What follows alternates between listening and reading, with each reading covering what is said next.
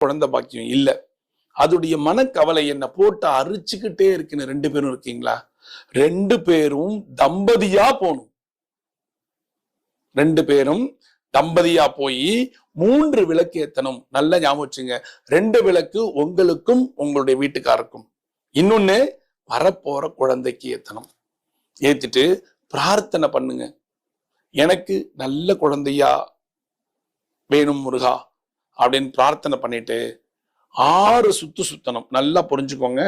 2 பேரும் 6 சுத்து பிரதட்சணம் சுற்று 6 சுத்து சுத்திட்டு முருகப்பெருமான மனசார நினைச்சு கீழே சாஷ்டாங்கமா விழுந்து சேவிச்சுட்டு நேர உங்க வீட்டுக்கு போய் உட்காருங்க.